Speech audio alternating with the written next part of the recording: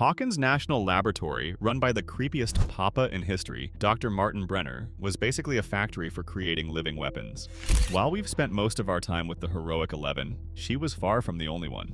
Before we even get to the numbered kids, we have to talk about the OG, the very first test subject of Project MK-Ultra, a guy named St. John. Now, you won't see him in the show. His story comes from the tie-in novel Darkness on the Edge of Town, which is all about Hopper's backstory as a detective in New York City.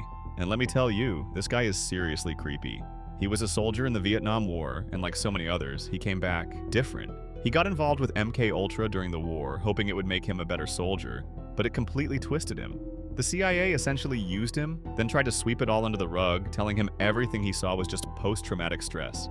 Can you imagine? Knowing you have these insane abilities, but having everyone tell you you're just crazy? That's a recipe for disaster, and boy, did it disaster. St. John became this incredibly manipulative and ruthless cult leader in New York, forming a group called the Vipers. He was the mastermind behind a massive blackout in the city in 1919, which he called the Day of the Serpent. His big plan involved 5 ritual sacrifices to complete some dark blessing. It's absolutely wild stuff. What made him so dangerous wasn't just his cult, but his primary power, psychic persuasion. He could literally talk people into doing things, including, horrifyingly, taking their own lives for his ritual. It's a subtle power compared to, say, flipping a van with your mind, but in some ways it's even scarier. Thankfully, our man Jim Hopper was there to stop him, but not before St. John left a trail of terror. Now let's talk about a name you definitely know, Terry Ives. We know her as Eleven's mother, the woman trapped in a catatonic state, endlessly repeating that same string of words, but before that, she was a fighter. Terry was one of the original volunteers for Project MK-Ultra back in the late 60s. She, like the others, was told it was about expanding the boundaries of the mind. They were given psychedelics, put in sensory deprivation tanks, all the classic spooky government experiment stuff. The whole time, she was unknowingly pregnant with Jane, who we of course know as 11. After Brenner basically stole her baby right after birth and faked a miscarriage, Terry didn't just accept it, she fought back. And this is where she becomes dangerous. In 1904, she took a gun, walked straight into Hawkins' lab, and started looking for her daughter. She actually shot a guard on her way in. She even found the Rainbow Room and saw Jane for a moment before she was captured. Brenner's punishment was cruel beyond words. He subjected her to electroshock therapy so intense, it basically fried her brain, trapping her in that mental loop forever. But what's really interesting is that the experiments gave Terry powers of her own. We see in Season 2 that she has some level of telekinesis and electrokinesis. She can flicker the lights and communicate with 11 through them. She even manages to project her memories into 11's mind when Elle visits her in the void. So you have this woman who was not only willing to use deadly force to get her child back, but who also possessed latent psychic abilities. She was a threat to Brenner's secrecy, a threat to his control, and if he hadn't broken her mind, who knows what she might have been capable of. Okay, let's get to the one you've all been waiting for. Vecna, Henry Creel, 001. This guy is the alpha and the omega of dangerous test subjects. His story is just wow.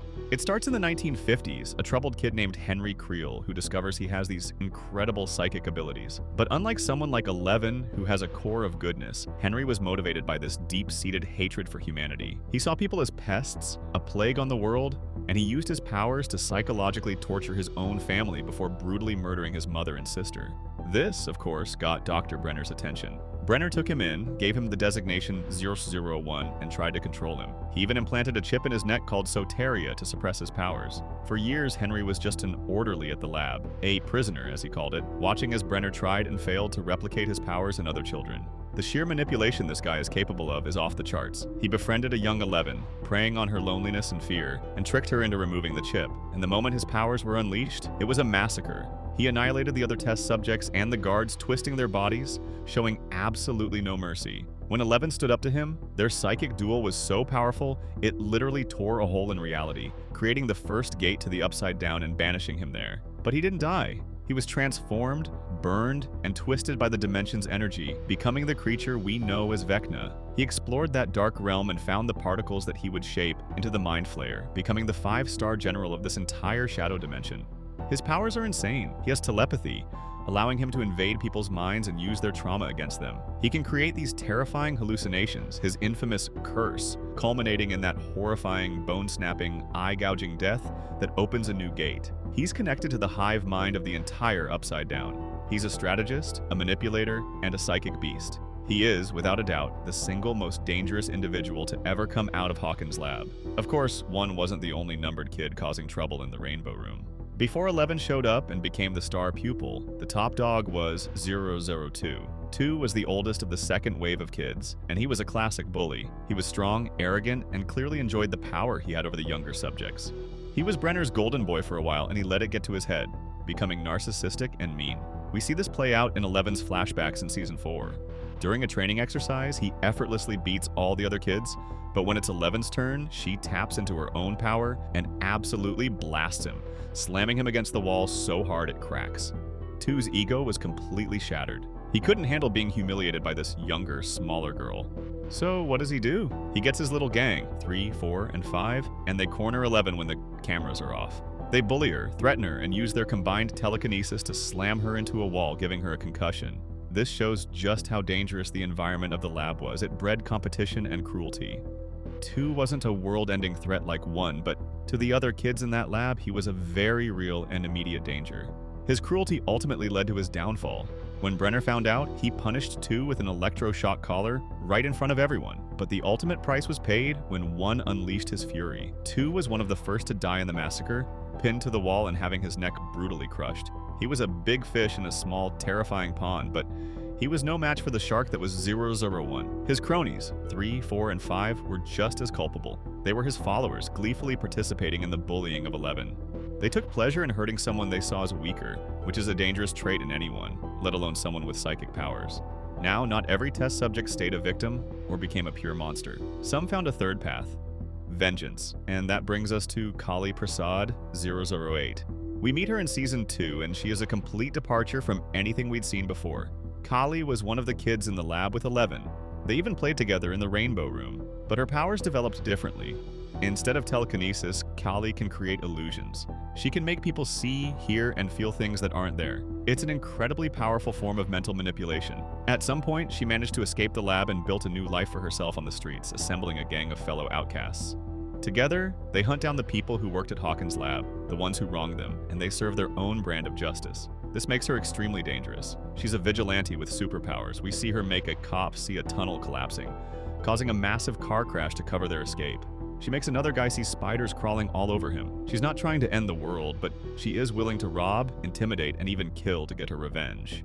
When 11 finds her, Kaylee tries to mentor her, to teach her to harness her anger and use it as a weapon. She represents a darker path that 11 could have easily gone down. Her morality is completely gray. You understand her motives. She was tortured and abused, but her methods are extreme. She nearly convinces 11 to kill a man in front of his 2 young daughters. Her power to create illusions is also a direct threat to the truth. How can you fight what you can't trust you're even seeing? She can turn herself and her friends invisible, create fake walls, or conjure your worst fears right in front of you. Kaylee is dangerous because she's a survivor who has decided the best defense is a very, very good offense. Finally, we have to talk about the hero of our story, Jane Hopper, aka 11. It feels weird to put her on a list of dangerous people, but let's be honest, she is arguably one of the most powerful and therefore potentially dangerous individuals on the planet. She was born from the MK Ultra experiments, and Brenner honed her abilities from birth. Her telekinesis is on a whole other level. We've seen her flip vans, pull a train car, snap necks, and crush the brains of multiple government agents at once. When she gets really emotional, she can disintegrate a creature from another dimension. Beyond that, her ability to enter the void allows her to spy on anyone, anywhere in the world. She can remote view Russian military bases from her bedroom. And most significantly, she can open and close gates to the Upside Down. Her accidental contact with the Demogorgon is what started this whole mess in the first place. Opening the mother gate beneath the lab, she is a living, breathing key between dimensions. The only thing that separates her from someone like Vecna is her heart. She was found by Mike, Lucas, and Dustin, and they showed her friendship and love.